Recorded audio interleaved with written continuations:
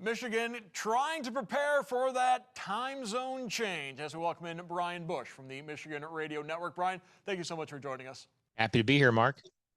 Certainly a lot of conversation this week about what happened a year ago when Michigan traveled out to Washington. They were 4-1 at the time. They lost to the Huskies, and then the season kind of disintegrated from that point forward. To a man, though, Michigan is saying that was last year. This is this year. Completely different team, completely different situation. It's definitely a different team, Mark. And with all due respect to Washington, I think Washington last year was not as good as USC is this year. So Michigan's improved, but they're going to have to be better in order to knock off USC. Sharon Moore talked about it earlier this week that the team is going to make some adjustments. They flew out and got into Seattle last year around dinner time on Friday for a similarly timed game, a 4:30 local time kickoff. Michigan will leave on Thursday, have the full day Friday in Los Angeles. They're going to practice over with Jim Harbaugh's Chargers, not with them, but at the facility. So that will be a significant change compared to what they did last season. We'll see if it ends up working out. But I do think getting a day under you in the Pacific time zone will help a great deal just in terms of the body clock, not having to feel like you're going right from flying to the hotel room to go to bed and then get up the next day for a game. Obviously, we'll see what happens over 60 minutes. I don't think that's going to make a huge deal one way or the other, but I think it does help Michigan a smidge. Certainly, we saw last weekend what happens when an East Coast team travels out to the West Coast, and Penn State losing a monumental upset to UCLA. And when Sharon Moore was asked if that's going to be a good object lesson for his Wolverines team, he's like, no, we don't care about Penn State. That's them. That's not us. Yeah, I mean, this Michigan team is in a situation now where if they can get this victory over USC, the schedule kind of opens up. A lot of people think that this might be Michigan's most challenging game before the game. Now, I think Washington coming to town, I know I mentioned them earlier. I think Washington this year is a really solid team. They're much better than they were last year in year 200 Jed Fish. Then you've got a rivalry road trip into East Lansing. Michigan State has certainly not been a world beater by any stretch, but the Spartans almost got Michigan in Ann Arbor last year. So there's always a unique aspect to that game. This, though, is probably the most challenging game of the month. And as a result, Michigan needs it for its playoff conversation, for its realistic Big Ten championship conversation. So, yeah, I don't think anybody's really too worried about Penn State. And based on the Nittany Lions' performance last week, I don't think the playoff committee will be too worried either. It's quite a story. Before we dive into the Trojans, let's talk a little about that win over Wisconsin. Michigan defense outside of that first drive of the game shut down the Badgers, held them to just a field goal after that initial touchdown. How much of a concern is it that Michigan's defense has been allowing early points this season? I don't know if it's a huge concern. Those are normally, especially with Wisconsin, a team that runs a lot of motions. They do a lot of different things schematically. They had 2 weeks to prepare for that. And hey, Luke Fickell knows he's on the hot seat right now. It's been a struggle for the Badgers, and they are huge underdogs to become bowl eligible just based on the schedule they have the rest of the season. The way that Michigan adjusted from there, they had 5 3-and-outs in that game after that initial touchdown drive from Wisconsin. And they play with a unique physicality that will be, I think, the big challenge from USC's side. I think the reputation of Southern California over the years, even when they've been really good, was can they out-muscle you, out-physical you? Michigan is a team that has been able to do that over and over and over. And the Wolverines defense, most particularly, they have a tremendous physicality that can knock teams on their rear ends and kind of, throw you off a little bit. So to me, I think that aspect is a fascinating one to monitor. We'll have to see how it comes on Saturday.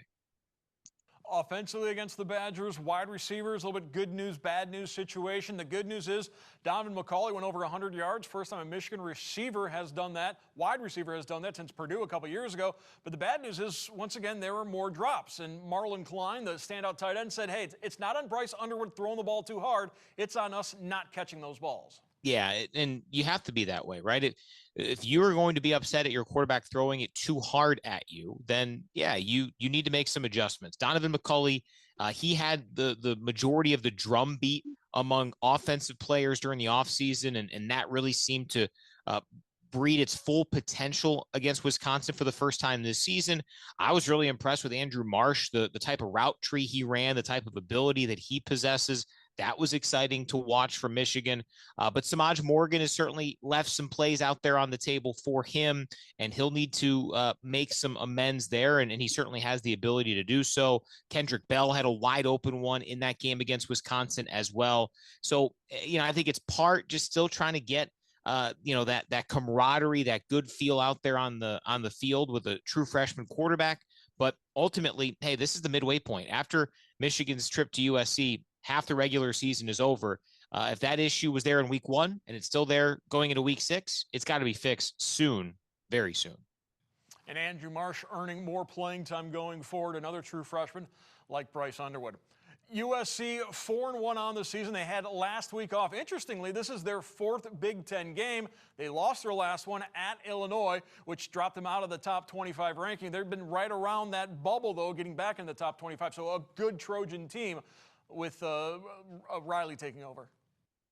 Yeah, Lincoln Riley has certainly had an up and down time while he's been in Los Angeles. And yeah, I think what was interesting in hearing from some people around the building earlier this week, the fact that USC has a really good running game this year. Wayman Jordan, one of the top running backs in the league. His name is pretty close to Justice Haynes in terms of Big Ten statistical categories in a lot of them. And that's high praise because Justice Haynes has been one of the best players in the country. Sharon Moore starting to lobby for Justice Haynes as a Heisman Trophy contender. And this is a high profile opportunity for Haynes and for Wayman Jordan to try to make that a potential for each of those guys.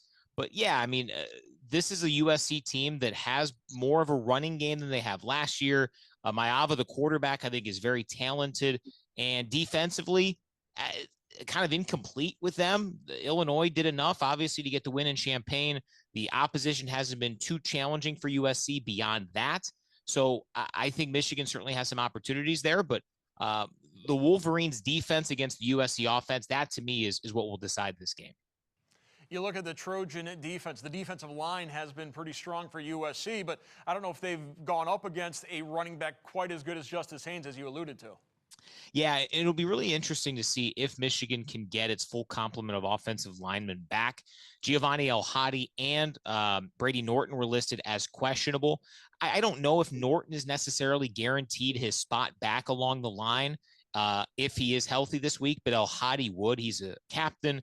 Most people in that building is better at his position at left guard than any other player is at their position along the offensive line. So if El-Hadi can go, that adds another extra element to it. But yeah, I think what's so impressive about Haynes is that I think it's 15% of his runs have gone for double-digit yards. He has been a chunk yardage type of a guy. And Jordan Marshall, he's no slouch as RB2. He just hasn't been as gaudy as Justice Haynes, but it's a dominant combination and one that we'll see. Maybe Michigan can get a little bit healthier along that offensive line to give USC its biggest challenge in the run game all season. We know there's a huge Michigan alumni base in Southern California in the Los Angeles area. How much of that crowd Saturday night are you expecting to be wearing maize and blue? Tough to totally gauge, but I'll tell you, it will be noteworthy. You will feel it if you're listening on our broadcast, if you're watching on television, if you're inside the Coliseum. What that number exactly looks like, we shall see. I do wonder if USC's loss to Illinois might help matters for Michigan fans to be able to get in there a little bit more easily because, as we've seen, if USC's humming, then that place has sold out crowds and a lot of fans, but maybe the bar for true unending support at USC is a little bit more difficult, a little higher than most fan bases. So I think you're going to see plenty of maize and blue. How much?